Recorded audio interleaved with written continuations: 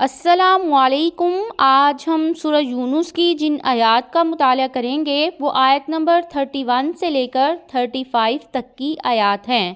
اعوذ باللہ من الشیطان الرجیم، بسم اللہ الرحمن الرحیم۔ کل کہہ دیجئے، من کون، یرزقکم رزق دیتا ہے تمہیں، من السماء آسمان سے، والارض اور زمین سے، امن یا کون، یملکو مالک ہو سکتا ہے، السمع کانوں کا، والابصار اور آنکھوں کا، ومن یخرج اور کون نکالتا ہے، الحی زندہ کو، من المیت مردہ سے، ویخرج المیت اور نکالتا ہے مردہ کو، من الحی زندہ سے، ومن اور کون، یدبر تدبیر کرتا ہے، الامر کام کی، فسیقولون تو ضرور وہ کہیں گے، اللہ تعالی، فقل پس کہہ دیجئے، افلا کیا بھلا نہیں، تتقون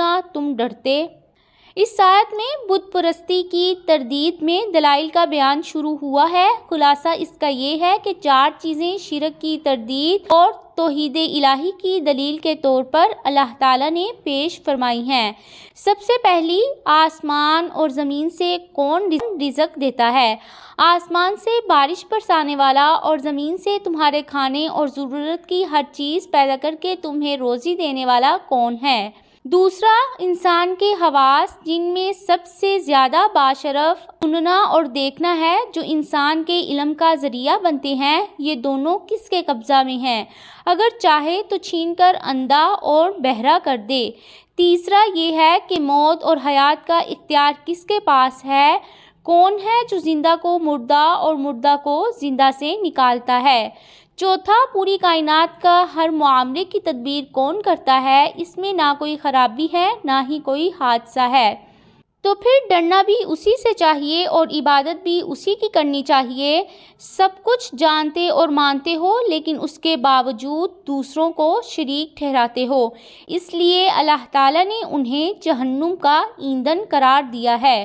فذالکم پس یہ ہے، اللہ تعالیٰ، ربکم الحق رب تمہارا سچا، فماذا تو کیا کچھ ہے، بعد الحق حق کے بعد، الا الضلال سوائے گمراہی کے، فانا پس کہاں، تصرفون تم پھیرے جاتے ہو۔ تمہارا رب معبود حقیقی تو یہی پروردگار ہے جس کے بارے میں تمہیں خود اعتراف ہے کہ ہر چیز کا خالق اور مالک وہی ہے، ہر چیز کی بادشاہت اسی کے ہاتھ میں ہے، زمین اور آسمان، خشک اور تر کا مالک وہی ہے، سب جن و انس، فرشتے اور مخلوق اس کے سامنے عاجز اور بے بس ہیں۔ پھر اس معبود کو چھوڑ کر جو تم دوسرے معبود بنائے پھرتے ہو، وہ گمراہی کے سوا کچھ نہیں۔ تمہاری سمجھ میں یہ بات کیوں نہیں آتی؟ تم کہاں پھرے جاتے ہو؟ ذالک اسی طرح، حقت ثابت ہو گئی، کلمۃ بات، ربک آپ کے رب کی، علی الذین ان لوگوں پر، جنہوں نے، فسقوا نافرمانی کی، انہم بے شک وہ، لا یؤمنون نہیں وہ ایمان لائیں گے۔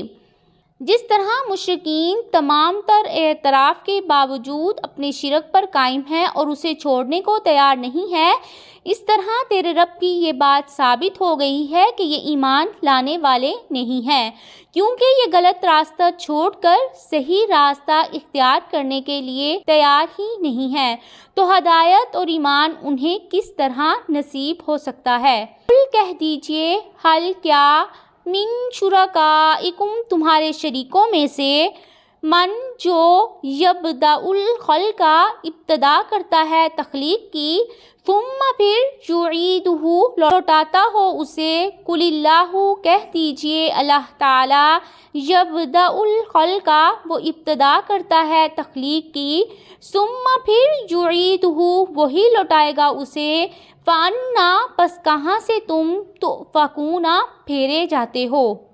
مشرکین یہ تو مانتے تھے کہ اللہ تعالیٰ ہی نے انہیں اور ساری کائنات کو پیدا کیا ہے۔ مشرکین کے کھوکھلے پن کو واضح کرنے کے لیے ان سے پوچھا جا رہا ہے کہ بتاؤ، جنہیں تم اللہ تعالیٰ کا شریک بناتے ہو، کیا تمہارے معبودوں میں سے ایک ایسا بھی ہے جو آسمان اور زمین کو اور مخلوق کو پیدا کر سکے یا بگاڑ کر بنا سکے؟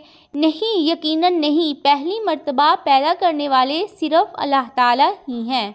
قل کہہ دیجئے، حل کیا ہے، من شرکائکم تمہارے شریکوں میں سے کوئی، من جو یہدی رہنمائی کرتا ہو، الی الحق کی حق کی طرف۔ قل اللہ کہہ دیجئے اللہ تعالیٰ، یہدی وہ رہنمائی کرتا ہے، للحق کی حق کی طرف۔ آفا من کیا بھلا جو یہدی رہنمائی کرتا ہے، الی الحق کی حق کی طرف، احق زیادہ حقدار ہے، این یتبع یہ کہ پیروی کی جائے، من یا جو لا یہدی نہیں وہ ہدایت پاتا، این یہدا یہ کہ وہ رہنمائی کیا جائے، فما تو کیا ہے، لکم تمہیں، کیفا کیسے، تحکمون تم فیصلے کرتے ہو۔ اللہ تعالیٰ نے بتایا کہ ہدایت صرف اللہ تعالیٰ ہی دے سکتے ہیں۔ کہو کیا تمہارے معبود کسی بھٹکے ہوئے کی رہبری کر سکتا ہے؟ یہ بھی ان کے بس کی بات نہیں ہے، بلکہ یہ بھی کس کے، اللہ تعالیٰ کے ہاتھ میں ہے۔ اس کے سوا کوئی ہادی نہیں ہے۔ تمہاری عقلوں کو کیا ہو گیا ہے کہ خالق اور مخلوق کو برا ٹھہرائے جا رہے ہو، نیکی چھوڑ کر بدی میں جا گرے ہو، توحید سے ہٹ کر شرک میں پھنس گئے ہو، جبکہ ان دلائل کا تقاضا یہ ہے کہ صرف اسی ایک اللہ کی عبادت کو معبود مانا جائے۔ اور یہ تھی آیات جن کا ہم نے آج مطالعہ کیا۔